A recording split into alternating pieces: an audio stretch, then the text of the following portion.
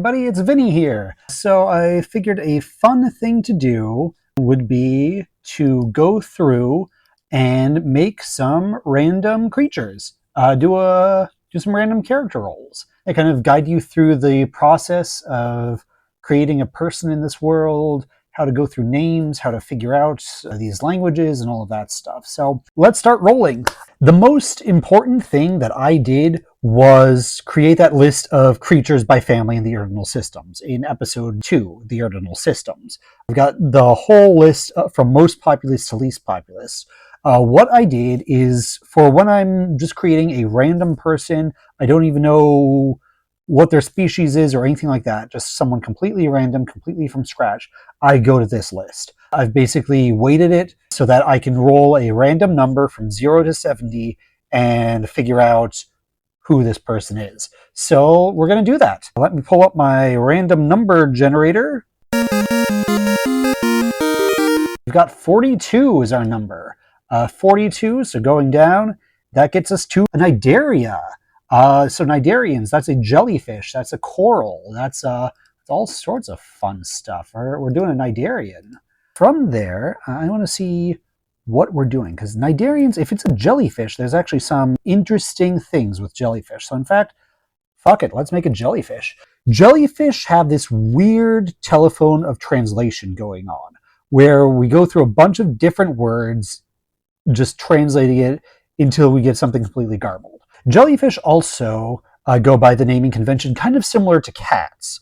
So this naming convention is basically you have a role, a job, and then your actual name. But your name is kind of like one singular word.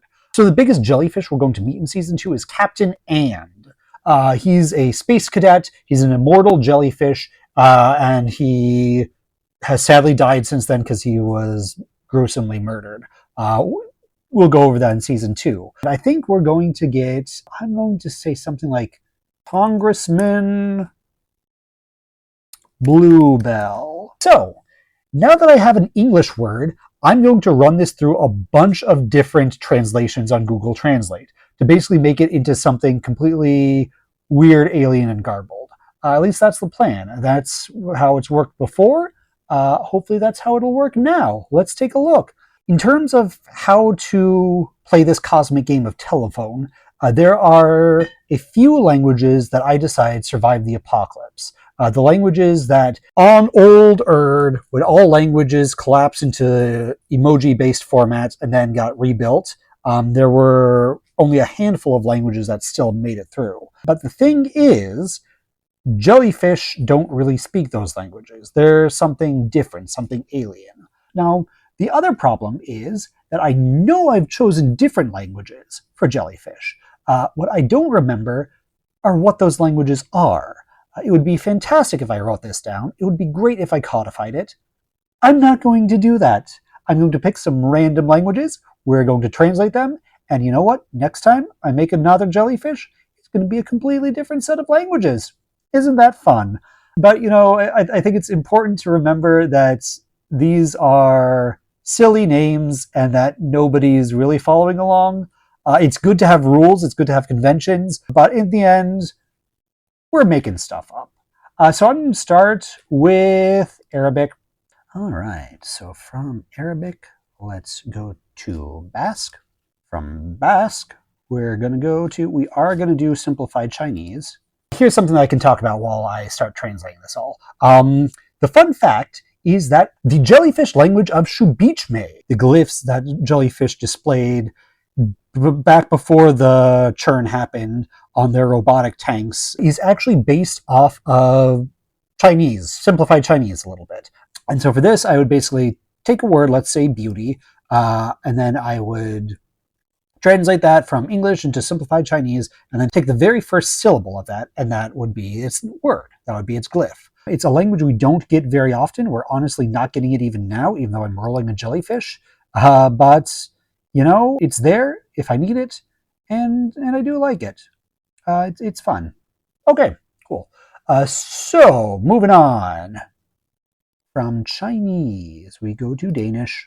We are just putting this word through a cosmic game of telephone, and we're going to figure out what exactly this is and how it all works out.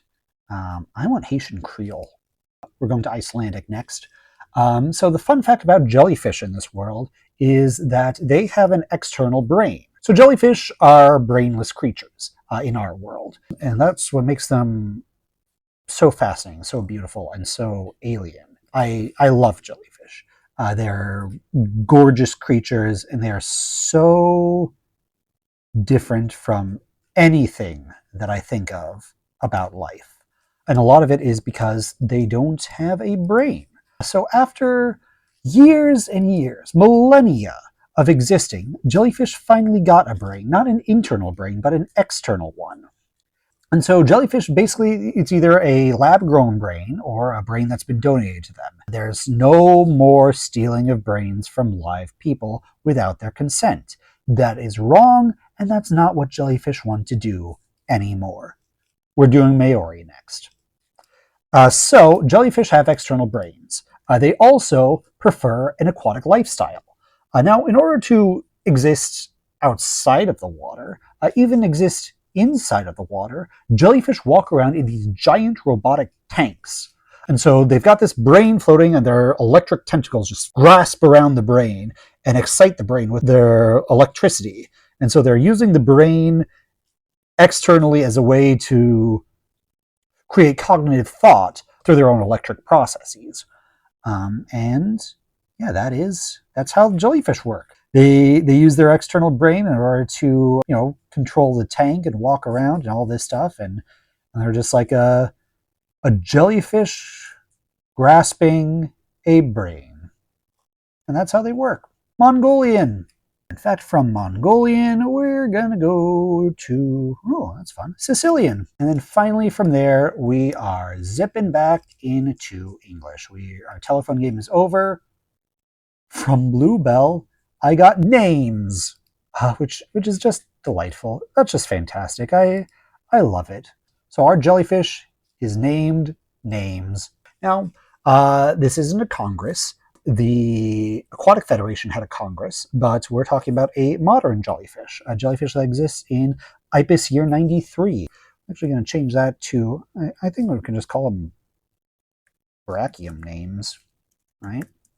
Actually, I'm going to do speaker names.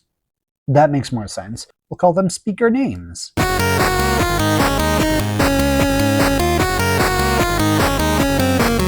right, we got a name.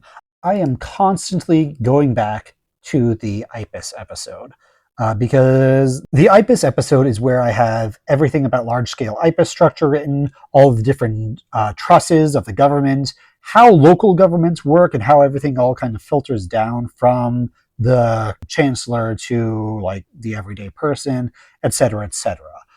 It has become a very important episode for me to reference back to.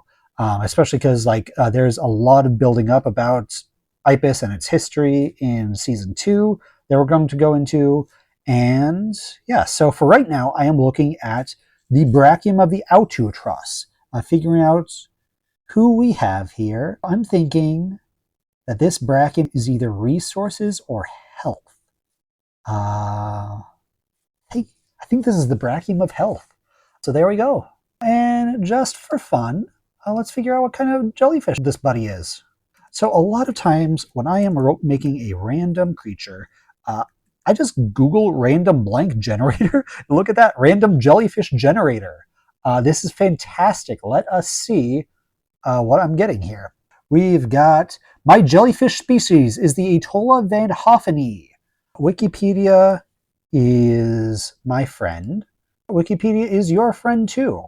Since starting Girl, I have started donating to Wikipedia because I have used this so many times and I do not feel right just not paying for it anymore. So I've started donating to it. I encourage you to as well.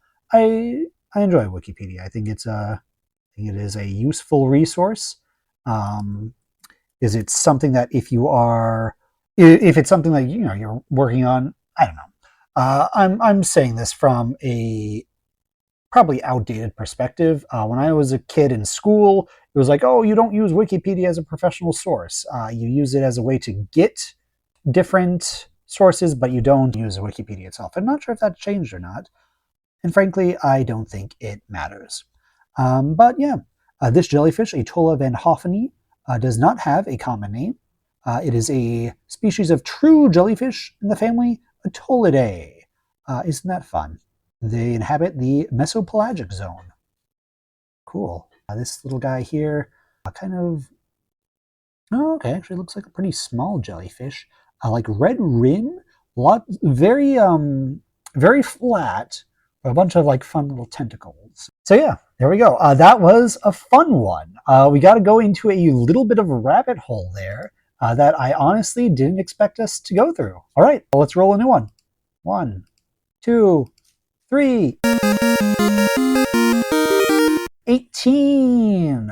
Let's see, 18. What creature we're working on? 5, 10, 15. We are working with a rodent. Ooh, okay. So rodents are a big class. Lots of different rodents here. What we are doing is we're going to go to a random rodent generator. And it is wacky how many different kinds of random generators you can find online. When I was working on the Agricon episode in season 2, I had to come up with so many different farm animals. And like farm animals are a broad category, but all of them live on Agricon. You've got horses, you've got cows, you've got pigs, you've got chickens, so many different farm animals. Even like weird things like dik-diks and giraffes and all of those, they can also live on Agricon. I had to figure out what kind of random farm animals I did. So I just Googled random farm animal generator. There's one on Google or one on the internet. I feel like you can basically find like any sort of random generator you want now, and it's fantastic. Okay, so we are figuring out what kind of rodent this is. 1, 2, 3. Here we go.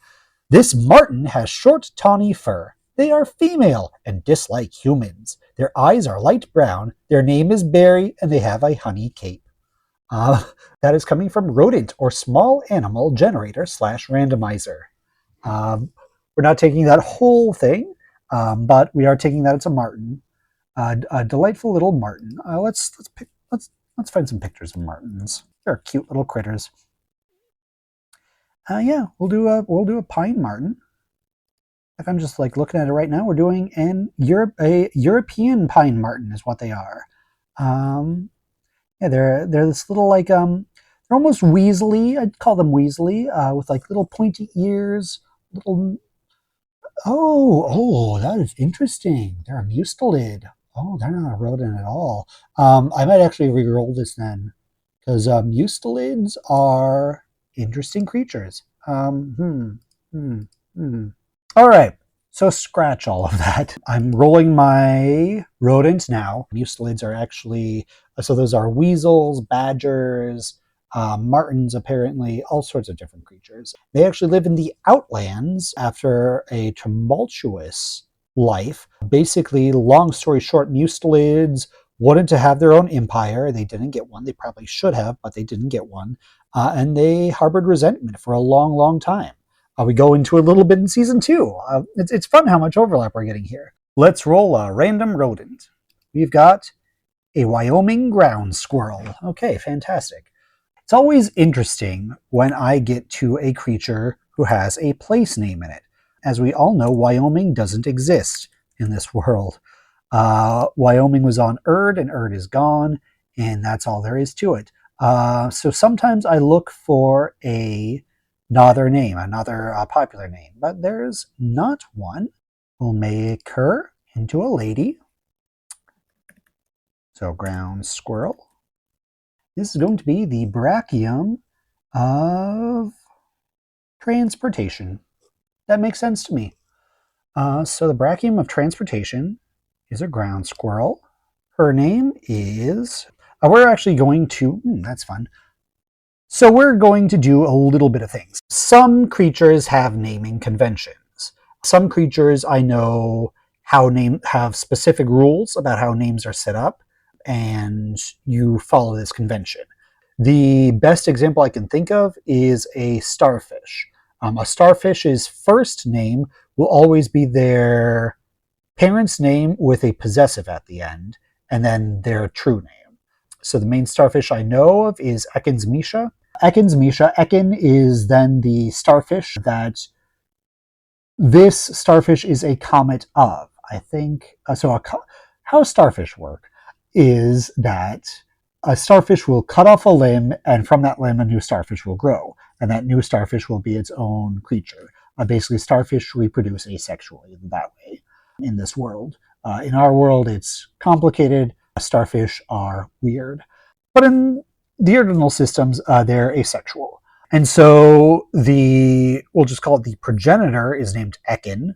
That was their given name. And then, so Ekin's Misha. Ekin's is, of course, the possessive. Misha, the name. We get that. Ground squirrels do not have a naming convention. I made up some names before I had the languages made. If you listen to the Vinterview, you know that I built this world a little bit backwards. And that's on me. But now I've got this world and I love it. And so that's what I'm doing. So sometimes I look through and I look at the names of these species as they exist in our world. So what I mean by that is for this ground squirrel, its species name is U. elegans, which I think is kind of cute. I like elegans. So I'm actually going to give this ground squirrel her last name of Elegan. Now, the other thing that we have is who gave this creature its name. What I mean is sometimes it's Carl Linnaeus, who just decided to name this creature something random. And other times it's some other random person, probably a white man, who decided to name this something. So for example, I've got Kennicott. And oh, look at that. Robert Kennicott was an American naturalist and herpetologist. Despite being a herpetologist, which studies snakes, he gave this ground squirrel its name. Isn't that fun? So we're going to call this new brachium of transportation, Kennicott elegan. But I want to take it a little bit further, because rodents can get fun. So what we're going to do now is we are going to look up the etymology of Kennicott. Cottage on the river is looking like what we are doing. I'm now going over to my language document. I have 136 pages of all kinds of different languages of the Urdinal Systems. And what we do is we follow this word, which was cottage on the river. Fantastic. And we're going to start from its earliest beginnings and build it out from there until we get to a modern rodent's name. So we're starting in the Uzhuyong Republic. I'm starting here because it's going to be pretty easy. I know I already have house here. L is how you say house in Antiquity RC. So we're going to say L. I don't have, some of my languages have ways to say something like on the water, etc., etc. We don't.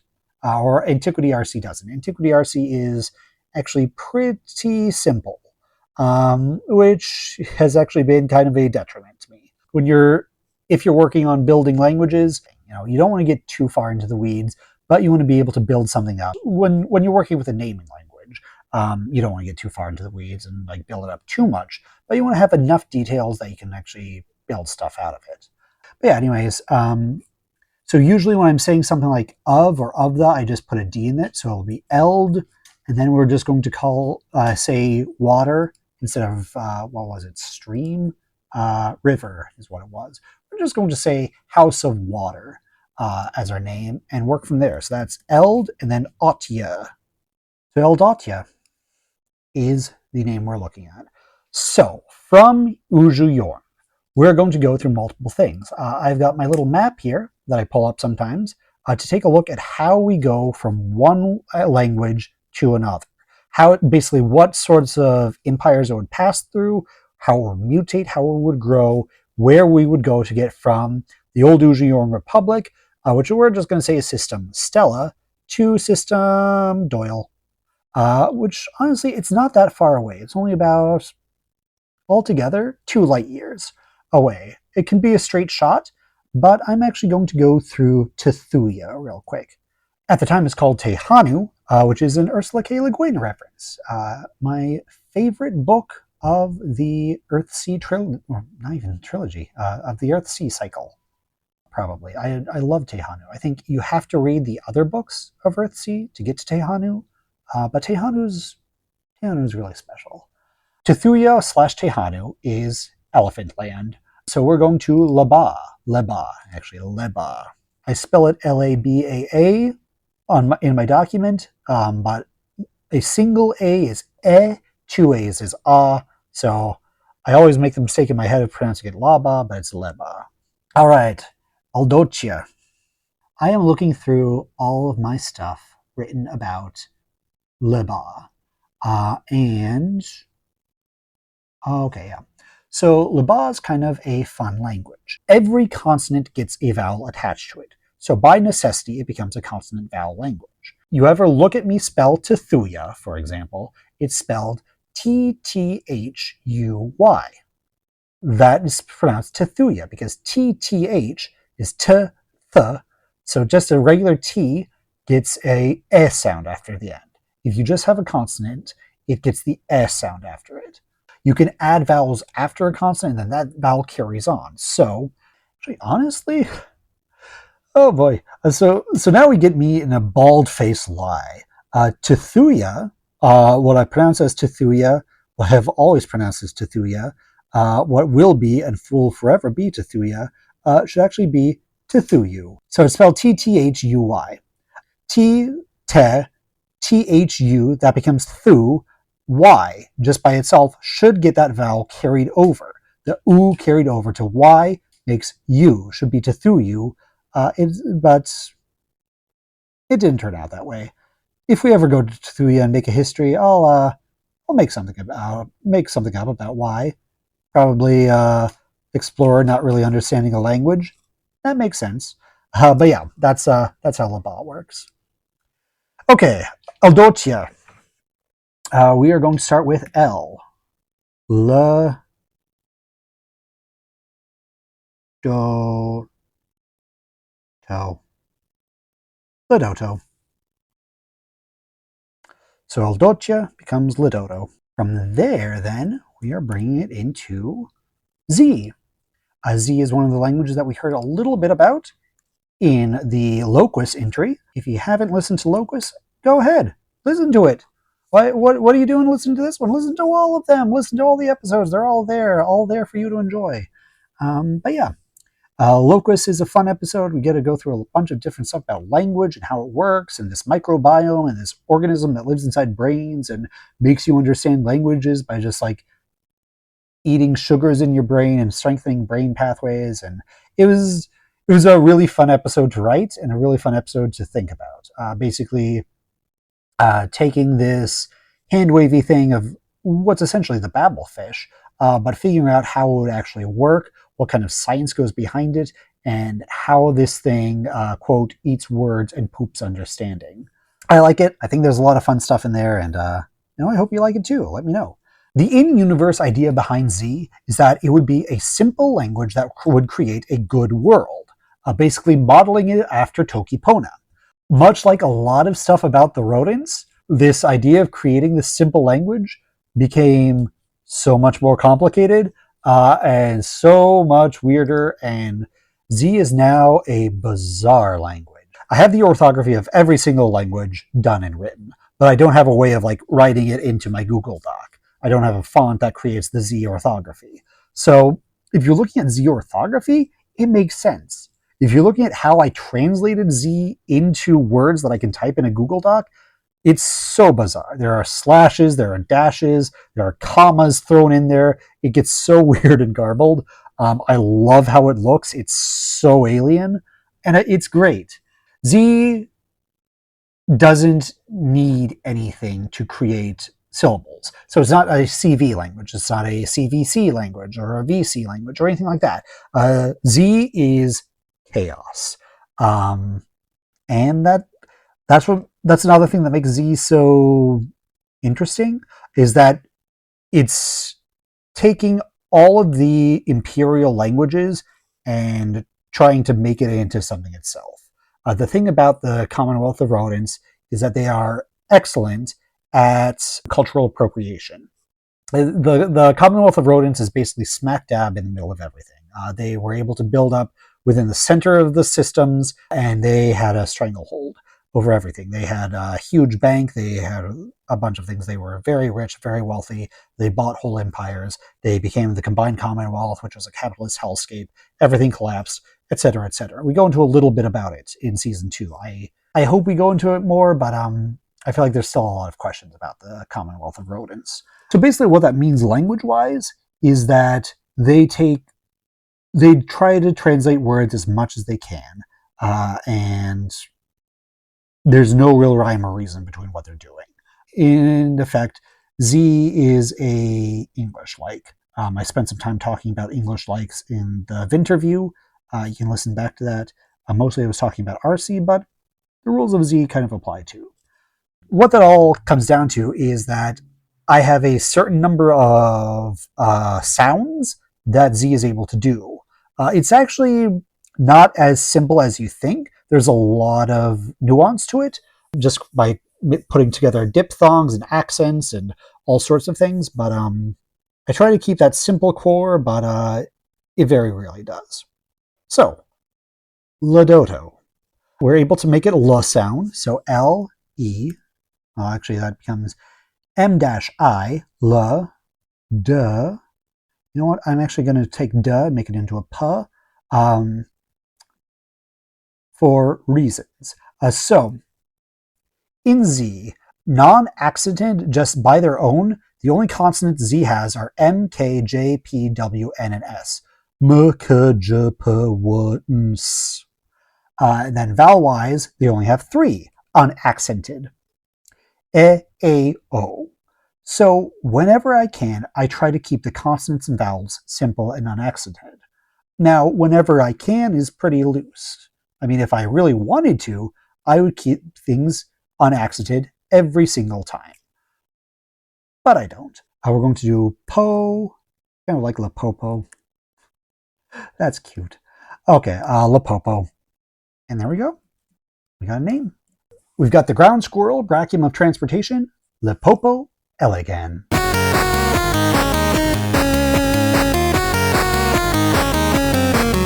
Cute. All right. Roll it again. I'm hoping you're all enjoying this as much as I am. Whenever I have to create a new creature, it's always a really fun puzzle. It's something that I really love doing it. It's interesting. I get to explore weird little corners about how this world works and how travel works and how languages are going to mutate and fit into each other like puzzles and everything. And it's fun. For me, it's really fun. So I hope you're enjoying it too. So here we go. We've got number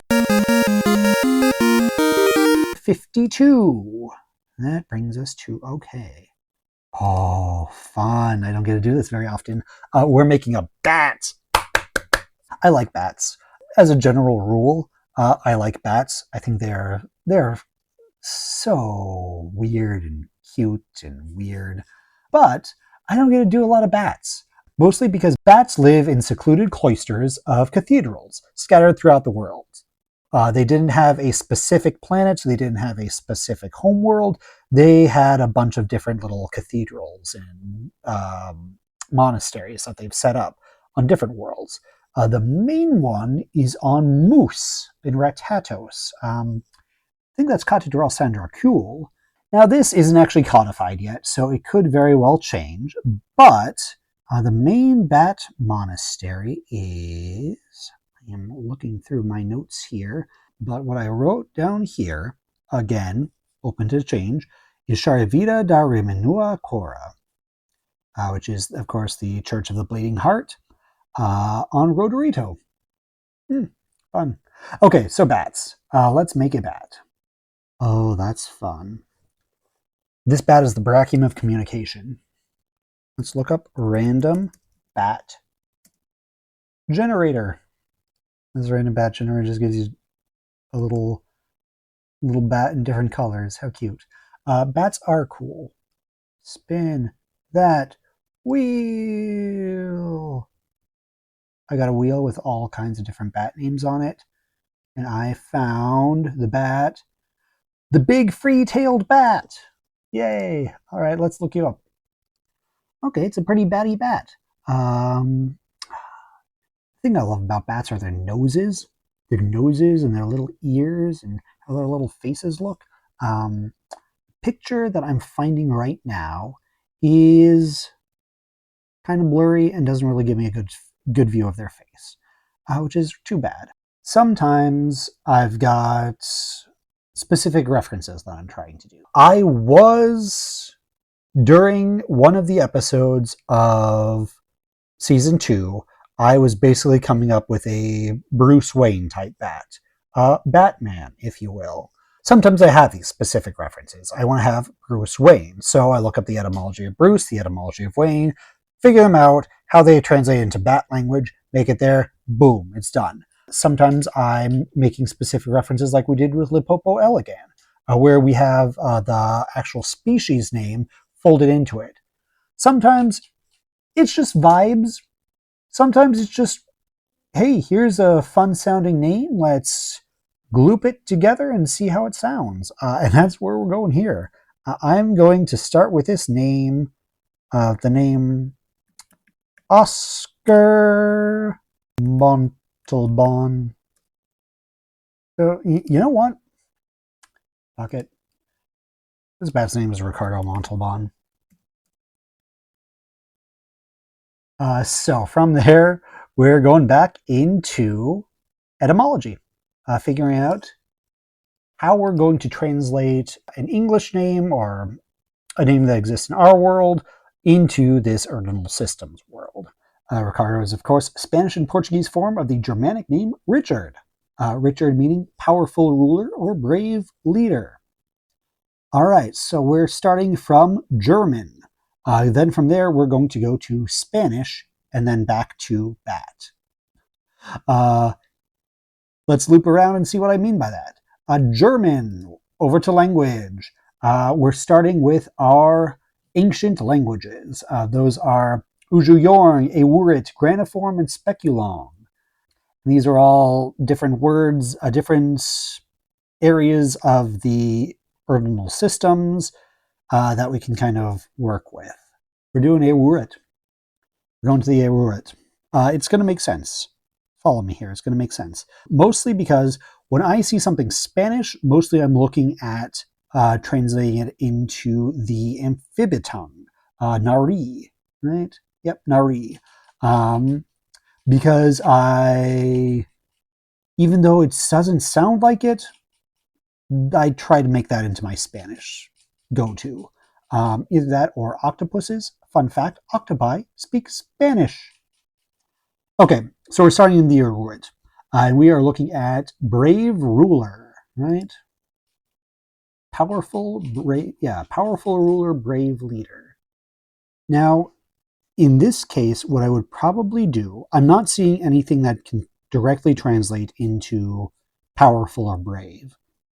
So I would probably do normally, if I wasn't recording myself and going through this, is to create a new word in this lexicon. I'm not going to do that because I'm trying to make this quick. So I'm instead going to call them good representative. Good Urust representative, I think, is Sid, right? Yeah, Sidon. Urusidon. Bring Urusidon, good representative, over to Nari, the amphibitongue.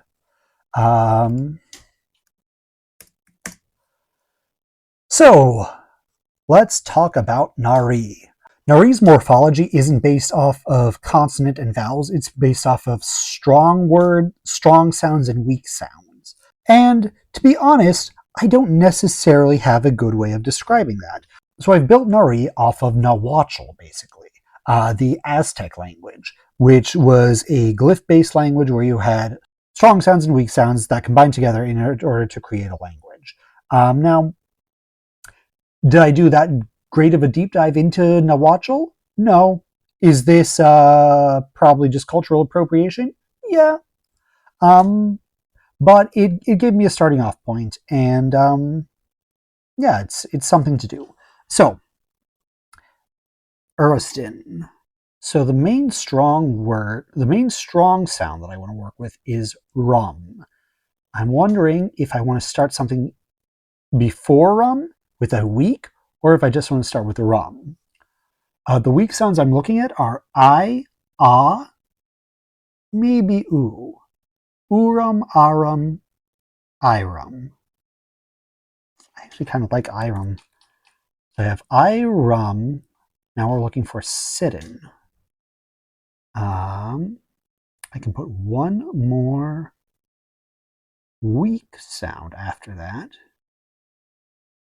I don't have z, but I do have z, which is interesting. Or I can just go back to a strong sound and do zum.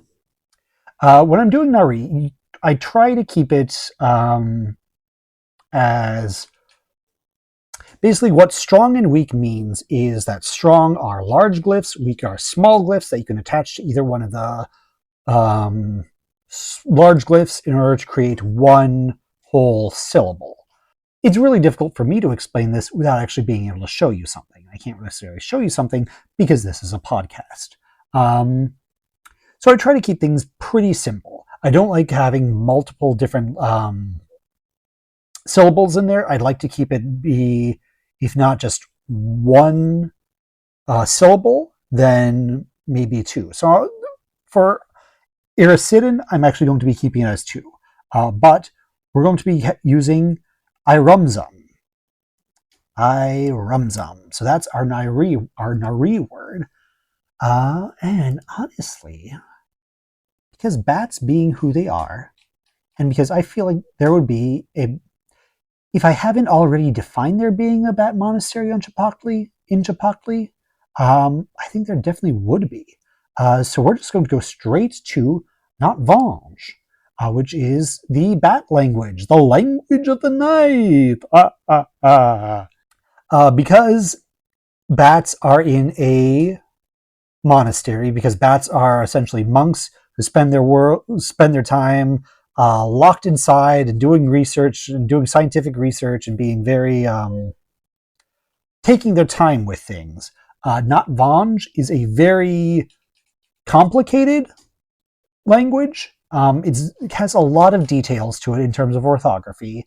It's the only language in the Urdinal Systems that has case. Basically, every single other language in the Urdinal Systems, if I'm looking for the sound of ah, there's just going to be one glyph for it. That's for RC, that's for the Crocodex, that's for Obovage, that's for all of them.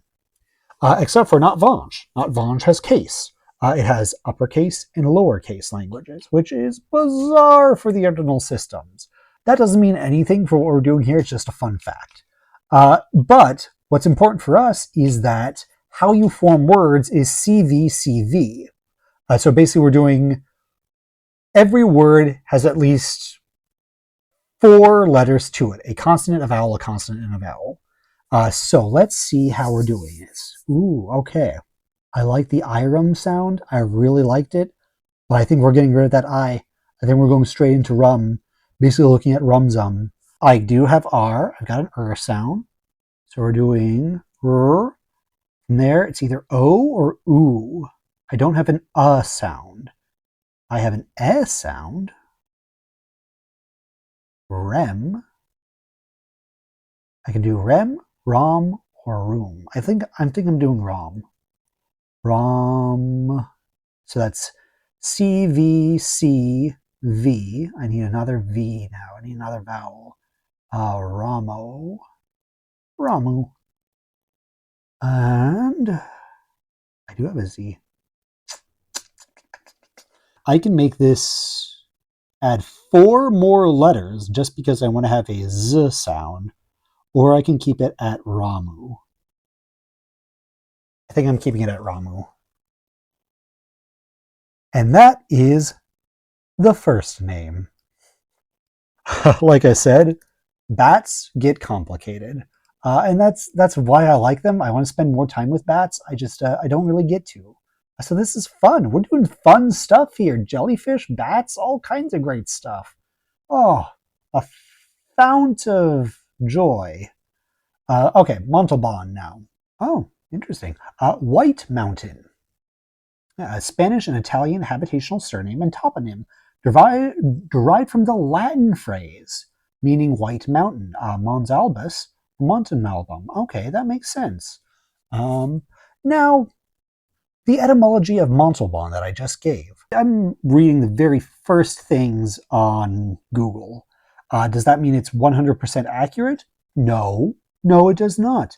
But it works for creating a random name that we're honestly only going to hear once and probably forget. Like I said, this is something for fun, something for flavor. It matters, but it doesn't matter a whole lot. I think that's where we'll leave it. Now, this is fun. Latin. We actually do have Latin in this world because we've got Dudonic. Dudos speak Latin. Of course, it's not Latin. We call it Latin, but it's Dudonic. So from there, yeah. Okay, this is fun. We're going to basically keep it as Mons Albus. And we're going to translate Mons Albus into Speculong. Speculong is the language that's basically a step from Dudonic, Latin, into the Urdinal worlds. And so, Mons Albus, it's not specifically one-to-one. We get a little bit of flavor, a little bit of differences here. So let's see. Because, yeah, like, for example, we don't have the sound. We have O. Not different sounds, believe me. I'm going to do Monzelbu.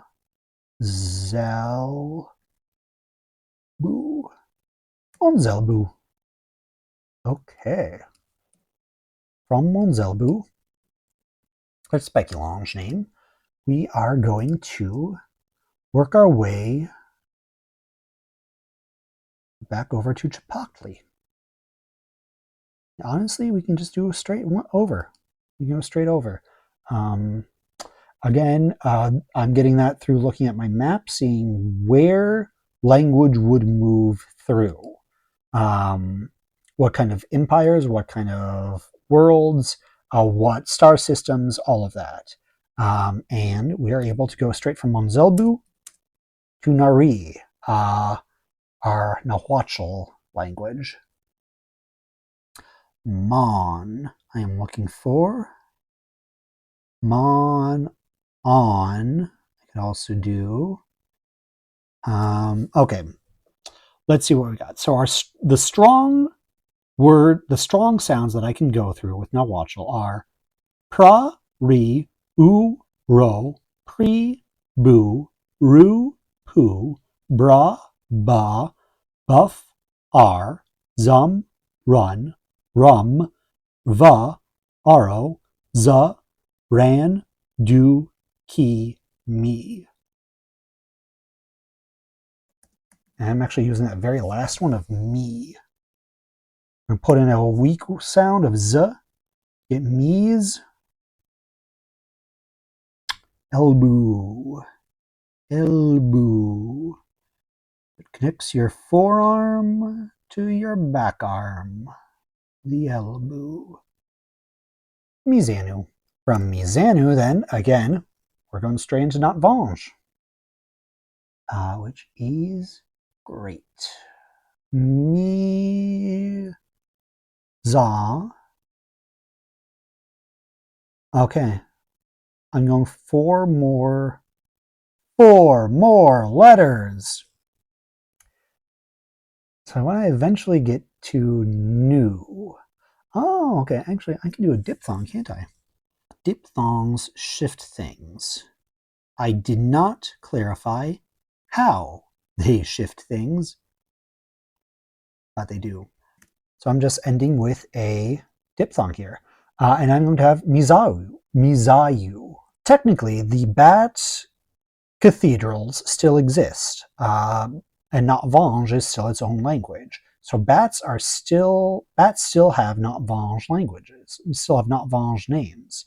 So honestly, I don't actually have to do that. I don't have to transliterate from Not Vange to RC. I can just keep it as that. Ooh, fantastic. All right.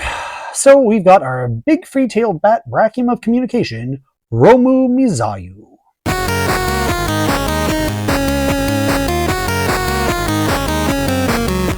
Fun. All right. 3 down. I'm going to do 2 more. How's that sound? 2 more names to do. So we're actually going to be starting off. So next up, we're going to be doing something a little special because we don't yet know who the brachium of time is. For those of you who have listened to the Dudo episode, you know that the brachium of time is basically going to be a Dudo. They are time travelers, so of course they are the ones who determine legislation regarding time. This is fine. Everybody is happy with this. It's nothing to worry about. So we're going to real quick take a look at who the brachium of time is. Dudos. Dudos have a naming convention, one that I try to keep to now, but I wasn't when I started naming them. So there are a few that don't follow this convention, but in general, a lot of them do, which is I give them a name of a Roman emperor, and then I give them a name having to do with spiritualism, and see if I can fuse the two together. Spiritualism, of course, being a social religious movement that was popular from the 1840s to the 1920s. Okay. I feel like I've used Galba before. I like Galba. Kind of fun. Trajan. It's probably Trajan, but I like Trajan better. Varus. That's an interesting one. Ooh, Vetranio. Procopius. Ooh, Avitus. I might do Avitus. I like it. Okay. So Avitus. So now we're going to be looking for another name. Fox. Yeah. Okay. So we're going to switch around those two. Fox Avitus is going to be our brachium of time.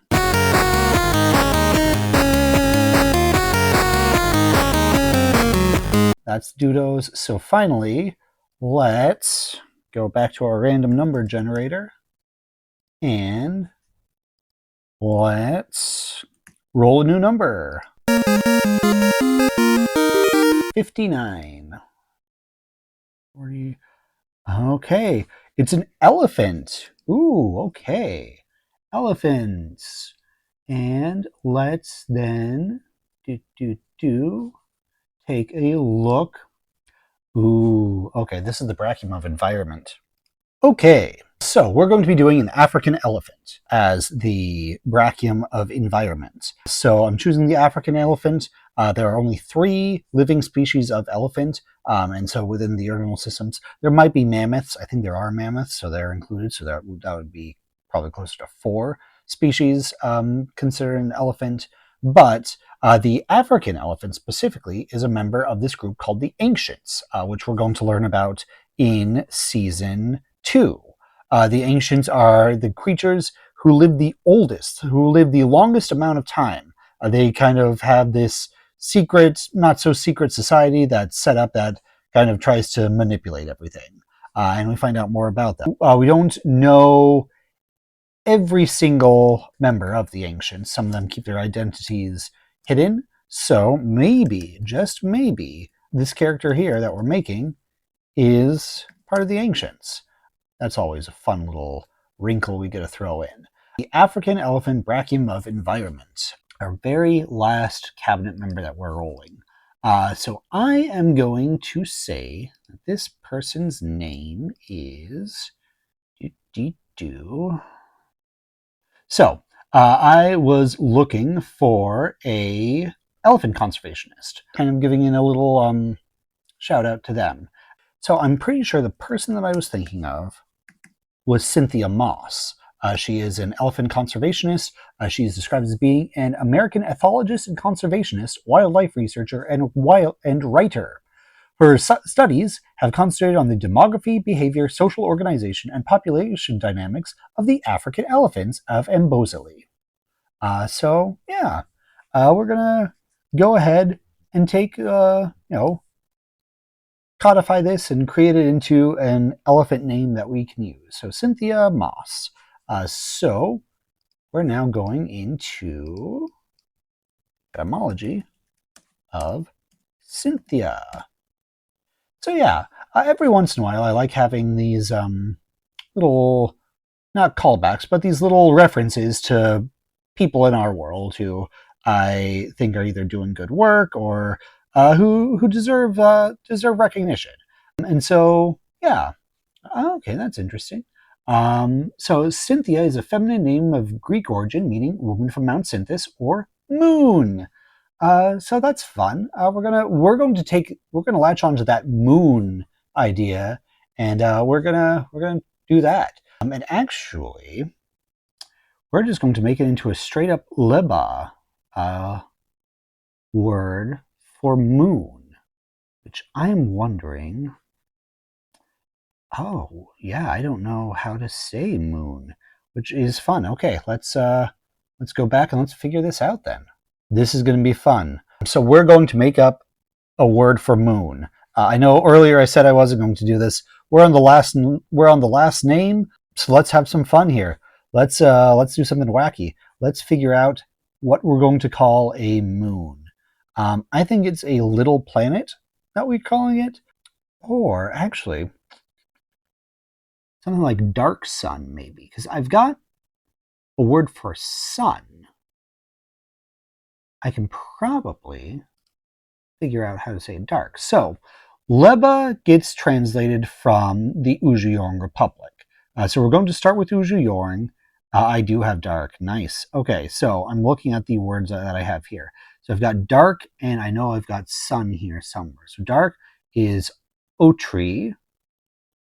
Otri, and let me just make sure here that I've got this right.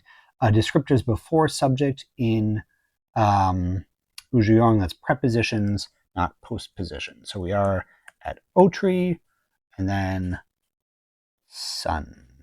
Yeah, so luckily I've got a pretty large lexicon in Ujiyorng, and so I'm able to find a lot of different words here. There it is, re. We've got Otriri. Oh, cute. Okay, so Otriri, and then from there we go straight over to Leba. Leba, aka Laba, as I've said before, is the language of the trumpet of the proboscis, as I've written it. And so that is, of course, the language for the matriarchy of the proboscis, which is the pachyderm empire. Pachyderms and then other creatures as well. So I included tapirs with this, elephants, rhinoceros, even hippos. Rhinoceros and hippos, neither of those are pachyderms. Neither of those actually biologically fit in with it, but I think it's really important that the empire system is flawed from every angle. The empire system is flawed. So yeah, we're doing that. Okay, so Otriri. Once again with Leba, we're doing CVs, syllables, consonant vowel. So I'm going to make oat into toe. To-ri-ri is what we're looking at. To-ri-ri is now, of course, the word for moon. Yay. Etymology of moss now. Okay. See, ultimately derived from a root meaning wet is moss. Because otherwise it's all moss comes from moss, which is moss, etc., etc. Now, Moss as a surname may also be related to Moses, which is interesting. Like I was just going to do moss as moss, the little green growy thing. But I might be able to do something here with Moses. Drawn out, pulled from water. Okay, that's right. So we are going to go over to graniform now. Graniform is the language of basically the worlds that would become the farmland. So we've got Team Equus, the Porcine Monarchy, the Goat Sheep Alliance, and the Council of Thrice Cow. Those four empires all center and work around Agricon, and they kind of have their own little thing going on. So graniform is an interesting language in that every single sound can only be repeated twice and only in quick succession. Because graniform originally started out as clay tablets that you would display to other people and all of that. And so if you're duplicating a sound, you'd be able to tap the tablet and say, okay, this sound comes twice, but you can't move tablets because otherwise people won't be able to read the entire word. And so, yeah, that was the idea behind it. I don't think I've got pull. Let me take a look real quick at the lexicon of graniform. I do have water and I do have end, which is interesting. So, water, there it is, ori and teo. Ori teo. Okay. Again, we're going straight from there to Leba. The matriarchy of the proboscis was a somewhat nomadic empire. They would go through a bunch of different places and set up real quick settlements and then move on. So I haven't looked at this too much, but they're mostly centered around the star Tethuya. They probably went as far as Poe, maybe some in Astrum, maybe even Claxton, I think we can go over to. But mostly it's all around Tethuya. Going from Tethuya, it's less than a light year to go from Tethuya to Poe, Poe being one of the planets of the old Ujiyong Republic.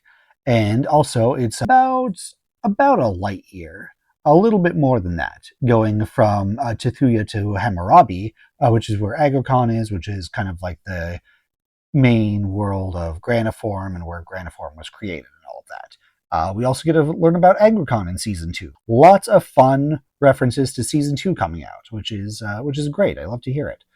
We are going to Oriteo, and we are transliterating this. It is a name, so I'm just going to say that we don't have to worry about noun typing, which also then makes sense with Toriri. So again, we are going with to, actually no, or, so that's ro, t, I just do roti. Yeah, I think I'm doing roti. Okay. So, Toriri roti.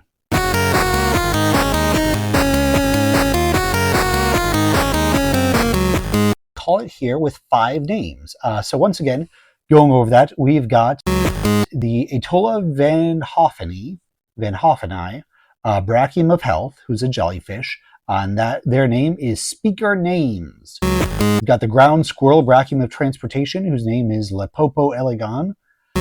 The big free-tailed bat Brachium of Communication, Romu Mizayu. The Dudo Brachium of Time, Fox Avitus. And the African elephant Brachium of Environment, Toriri Roti. So there we go, and there we have it. This has been really fun for me. I hope it's been really fun for you. I hope you've gotten something out of it. And yeah, I will. I'm coming back. I am working hard on Season 2. We're getting it ready for you. I'm really excited for it. I hope you're really excited for it. And yeah, thanks for listening. See you next time. Bye.